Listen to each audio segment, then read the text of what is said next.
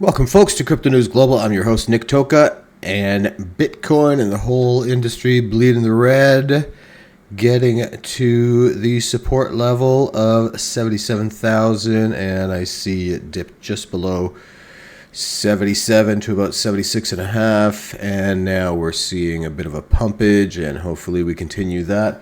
But the entire industry and the entire conventional financial industry down today. We're going to get into that a little bit later. Our stories for the day: Florida governorship candidate proposes state Bitcoin reserve amid inflation concerns. U.S. strategic Bitcoin reserve.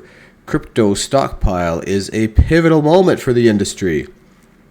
Also, Bitcoins drop below 80,000, seen as a short-term setback, says deVere CEO. All this and so much more on today's show.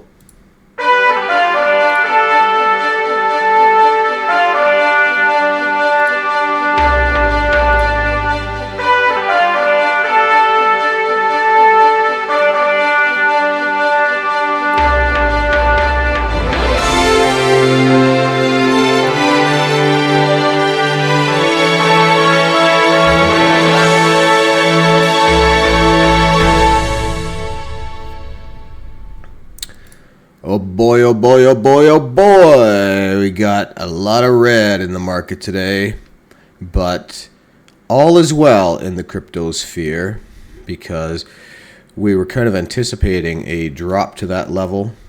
And what we also saw was the traditional financial sector also dipping, mostly based on the China/US tariff wars kind of starting today.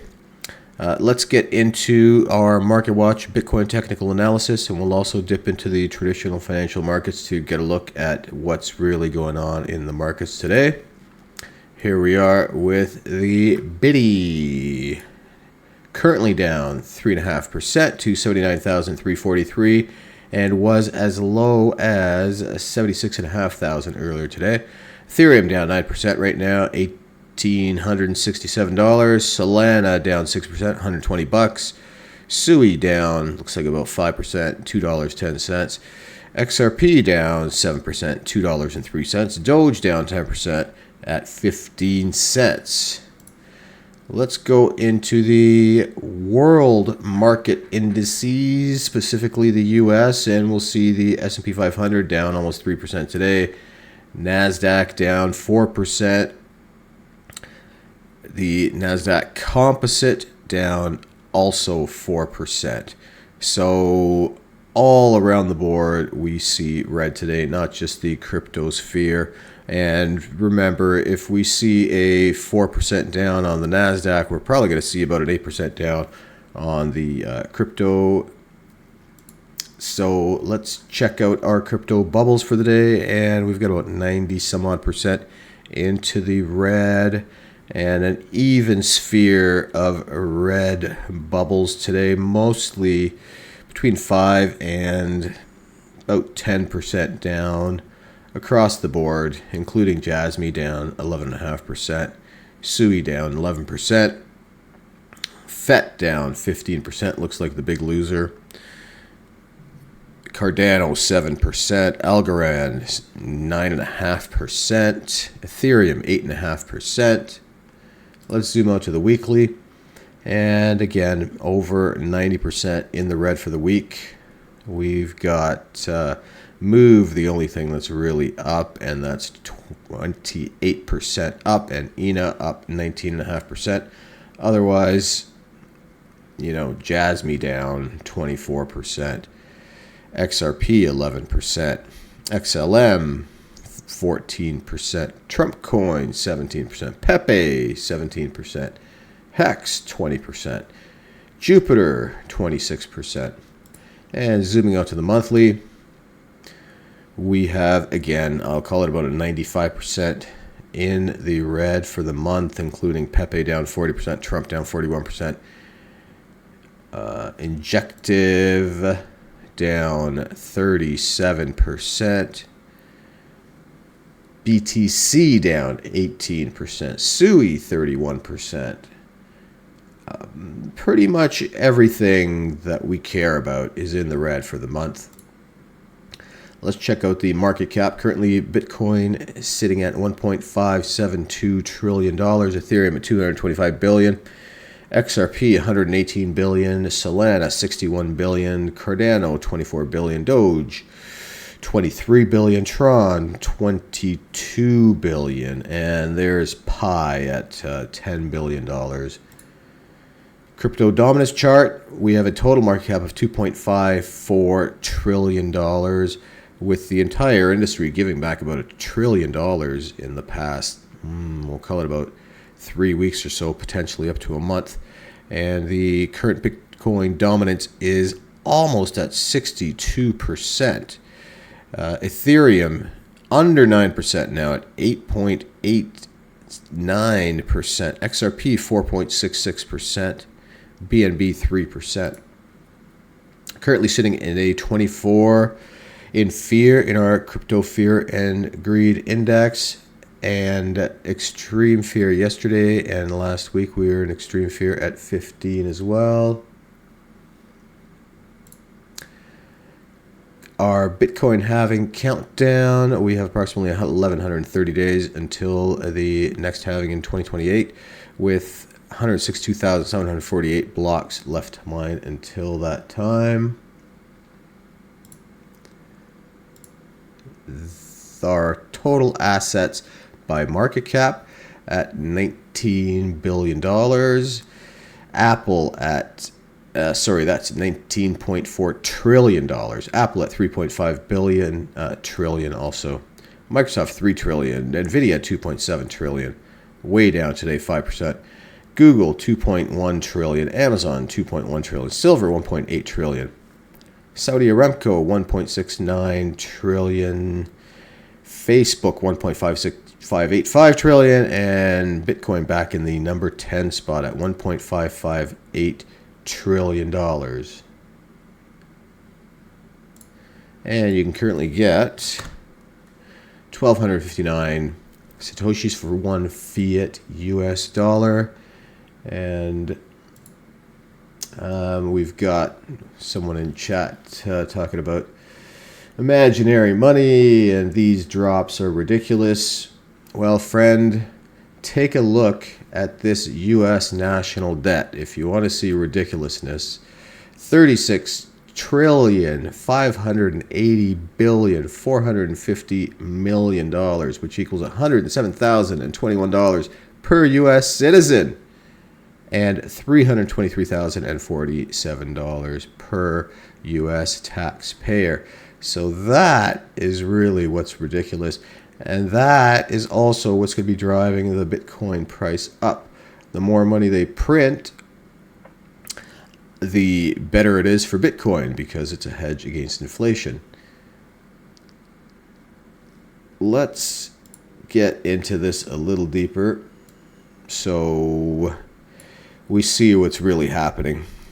If we get into our trading view chart here, we'll check out, we'll kind of zoom out a bit here. So let's get into the proper view. We'll go at about 6 months and we will make this nice and tall because this is pretty much what people are seeing. When they go to the regular chart, they'll go to about a 1 year, and this is what they'll see. And what we're looking at specifically is this head and shoulders pattern, which starts at, funny enough, 76,348. Exactly what we dipped to today at $76,500. So this certainly could be the completion of the head and shoulders pattern here. And we're finally getting back to exactly where we started. From this point, I'd give it about a 70-something% chance that after this, we're going to go sideways for a bit, and then the real Bitcoin season and altcoin season will show up. Remember that in 2017, just about this time in 2017, there was a 30% retracement in about 5 days. Then things went sideways. Let's get into potentially our 2017 so we can get a good look at what I'm talking about. So here we are, and we see a big retracement right in here. We also see something similar in 2021 after the Bitcoin halving.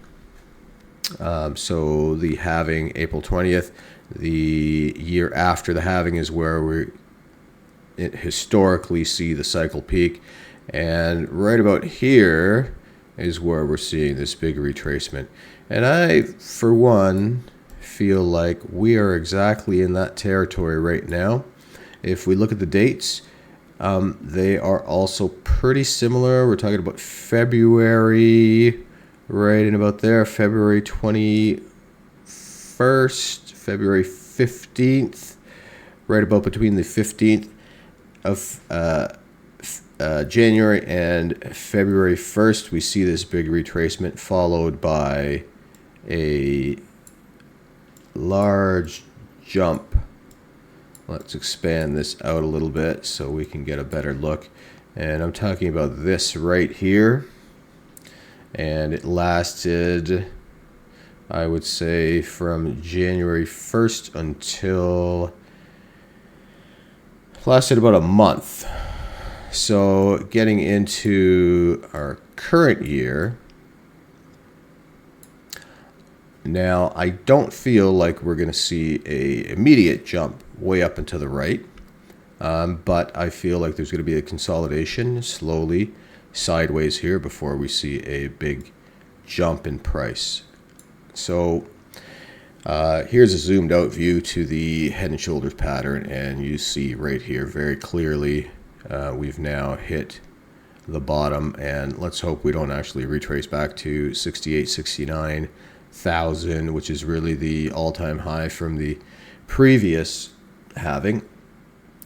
I feel like we're not going to go there. I feel like we're going to go sideways here. A lot of macroeconomic data coming up in the next about 2 weeks. So we've got the CPI reports from the states coming in. But what I keep seeing is Bitcoin will hit 77, 76 and a half, and immediately it'll jump. So we're definitely seeing support there at that level. And that certainly justifies this head and shoulders pattern completion right here. And if we get to the Bitcoin price, we'll see here, it's already, an hour ago, maybe 2 hours ago, it hit 76 and a half, and almost immediately, just like I called a few episodes ago, if we get down to that 75, 76 price, we're going to see an immediate jump up and support at that level. Effectively, all the folks who wanted to buy in that price and missed the boat, they have their second chance to do so. So hopefully that's what we're seeing here. I, for one, feel confident that that's kind of the situation we're in. There are certainly a lot of bullish tenets going on now. We had the Bitcoin reserve being announced. We had a Bitcoin summit for the first time last week.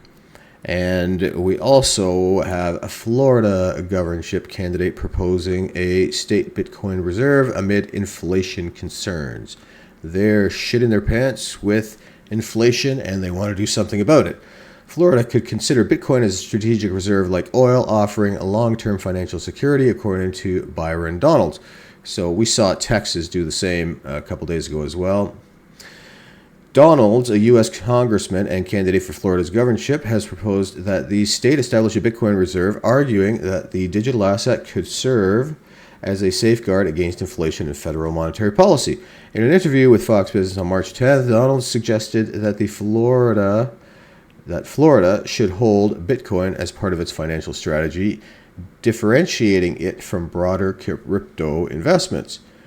Donalds said, What I'm proposing in Florida is a Bitcoin reserve, not just a crypto reserve. Bitcoin has proven to be a holder of value over long term. He pointed to Bitcoin's historical price action, noting its rise from $500 in 2015 to over $80,000 today. He likened Bitcoin to gold, emphasizing its scarcity and potential role as a store of value.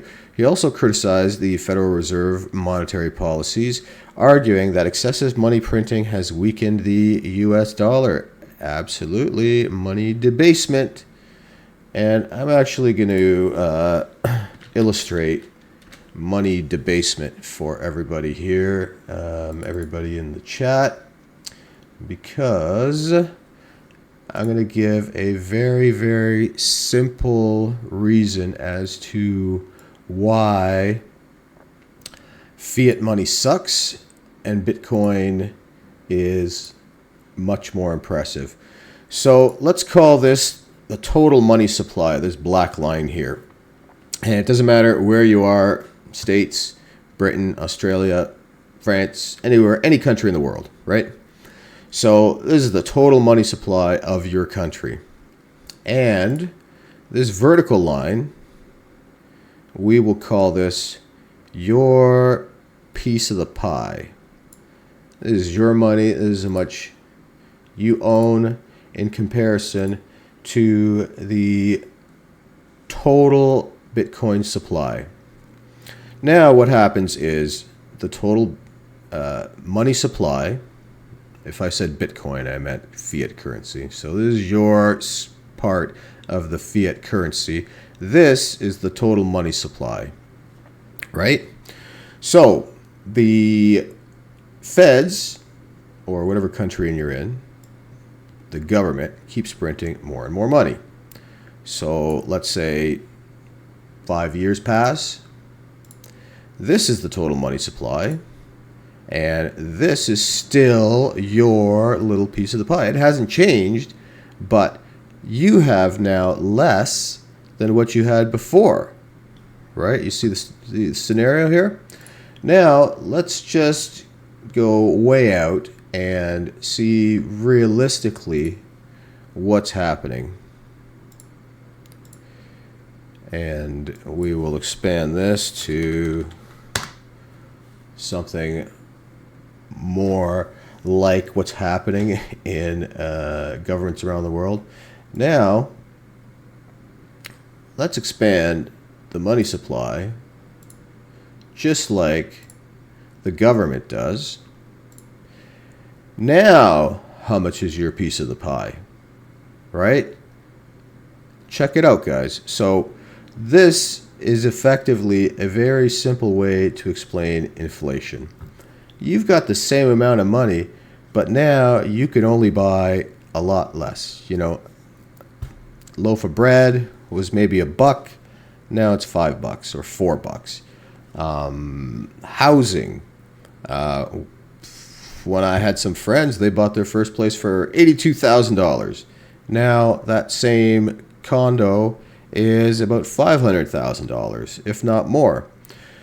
So your little slice of the pie hasn't changed, but the amount of currency is hundreds fold. So this is a very easy illustration of fiat money debasement. Completely the opposite of Bitcoin. Bitcoin has a max supply of 21 million and will ever only have a supply of 21 million.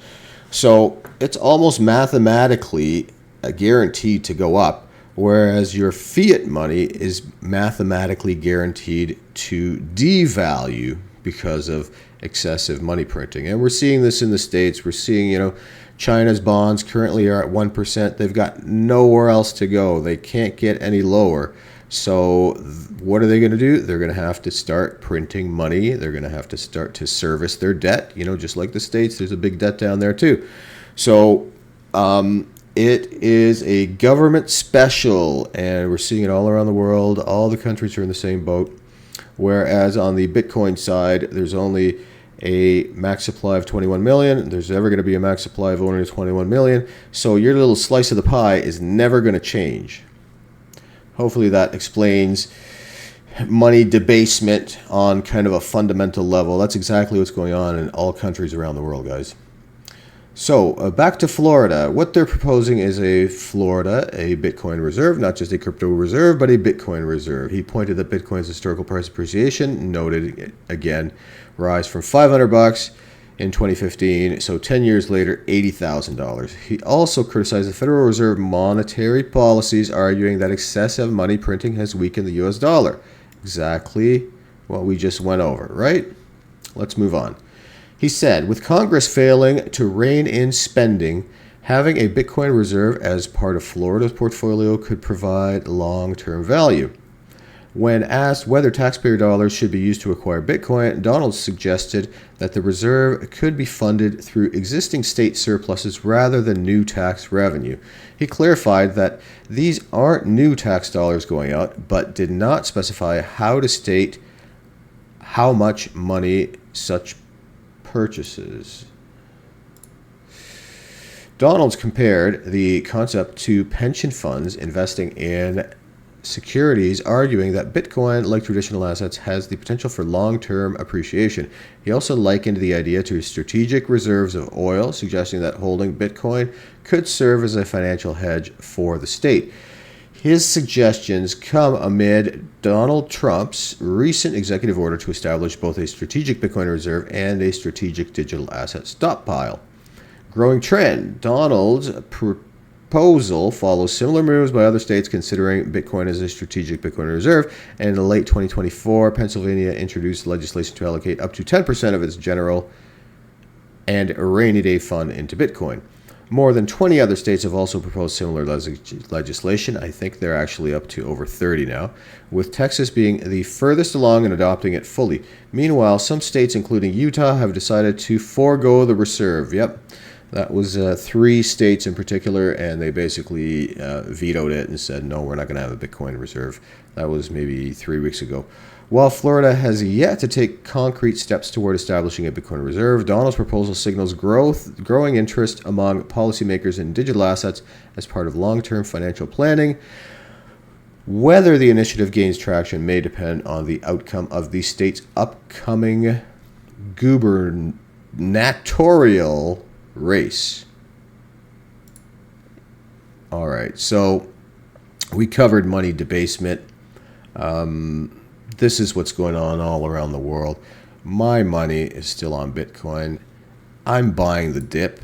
I bought the dip today, and if the price keeps going sideways, I might just buy the dip a little more. Every time the price gets down around these, 70, low 80s, high 70s, for me, it's time to buy the dip and add more to my portfolio, because when you are buying assets, investments, whether it's traditional financial assets, stocks, mutual funds, or crypto, or even real estate, you're making your money at your purchase time. People think that you're making your money on the sale.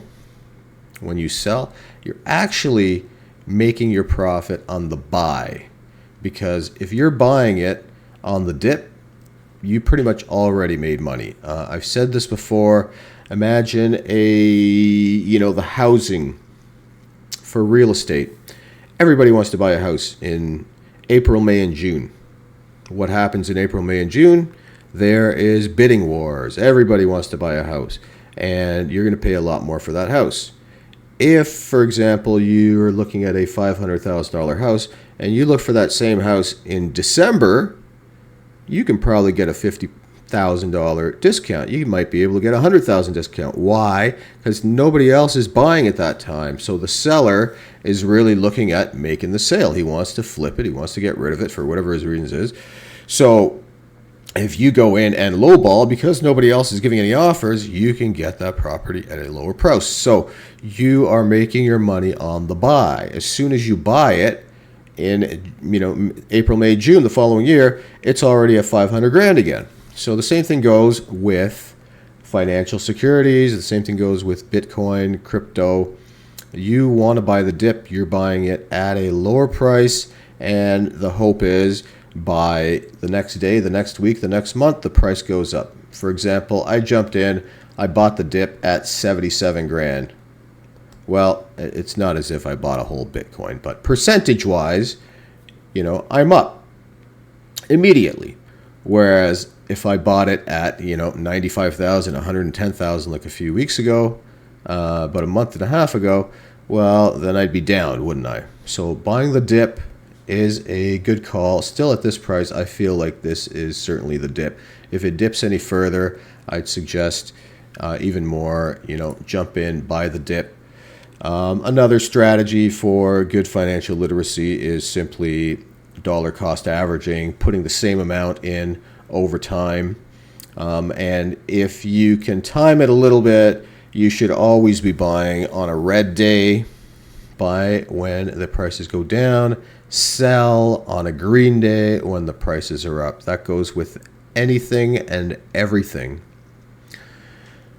So some good news has been coming out of the Bitcoin sphere for some time, and because of the tariffs, it's not really showing up in the Bitcoin price.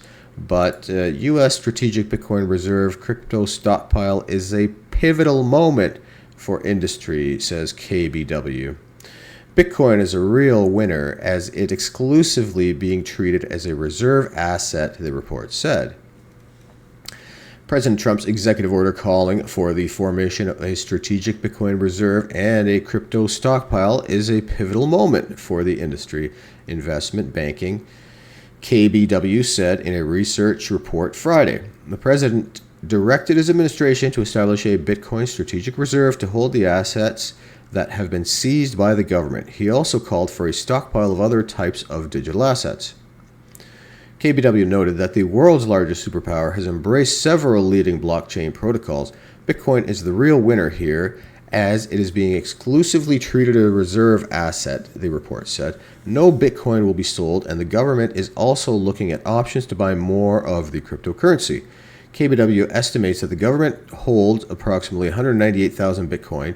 It noted that roughly 55% of the stack will be returned to Bitfinex, leaving a balance of around 86,000 Bitcoin.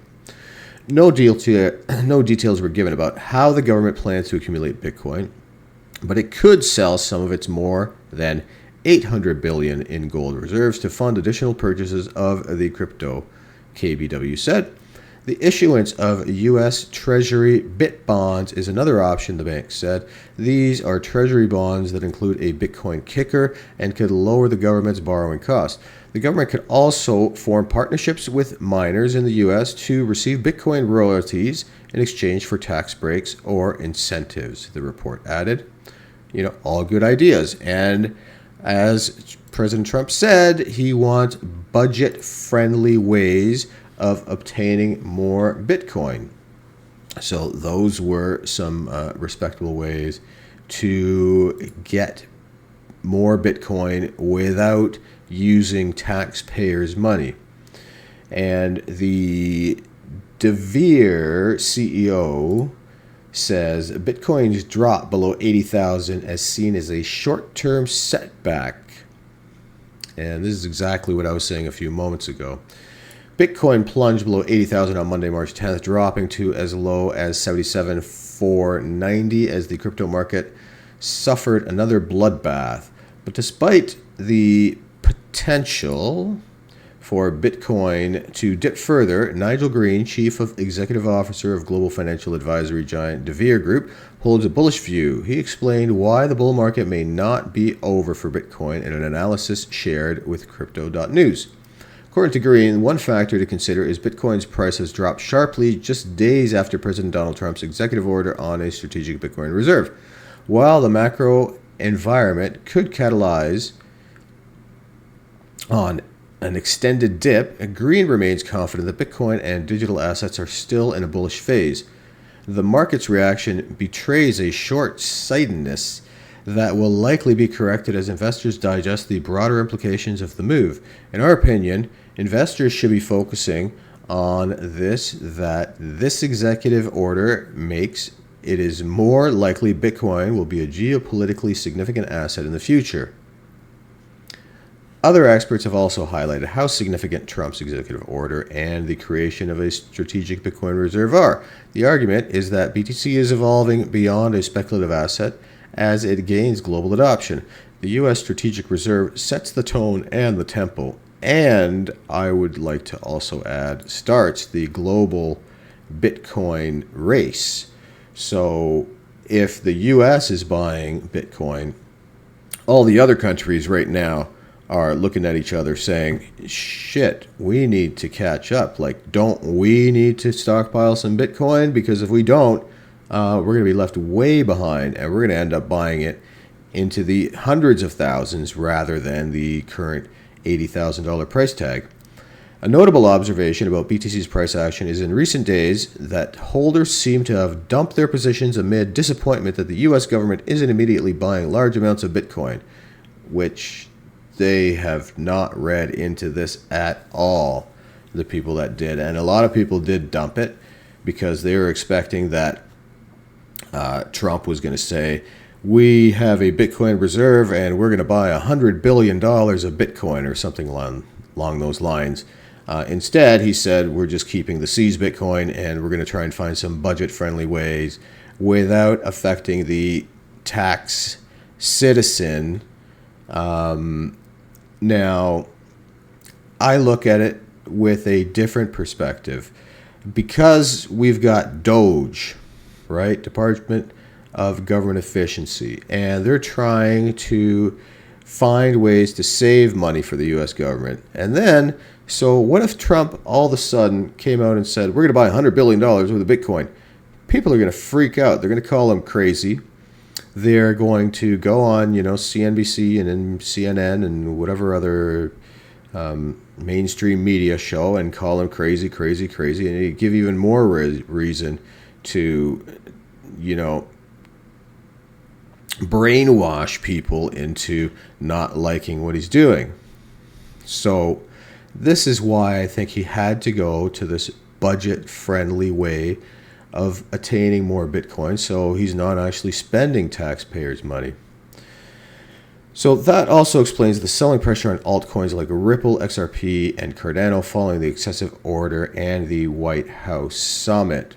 So people were disappointed that he didn't come out and say, I'm going to buy $100 billion of Bitcoin, I'm going to buy 100 million of XRP and Solana and Cardano. But I think these folks who sold weren't looking at the bigger picture. Green says the market should look beyond simple BTC purchases and focus on what the strategic reserve means for the long term. In his view, the U.S. has opened the door to a potential global scramble with other countries joining the race to create Bitcoin reserves. Countries with a history of accumulating alternative assets such as gold may view this as a cue to diversify further into digital assets. Sovereign wealth funds, central banks, and institutional investors will all take notice, deVere CEO added. Despite the short-term price action, largely driven by knee-jerk reactions, the reserve joins other key events that have shaped Bitcoin's growth over the years, such as Tesla's purchase of Bitcoin and the launch of the first spot BTC exchange-traded fund. I also want to add Ferrari also is accepting Bitcoin. With the U.S. government holding Bitcoin in reserve, what's likely to follow are clear and favorable regulations.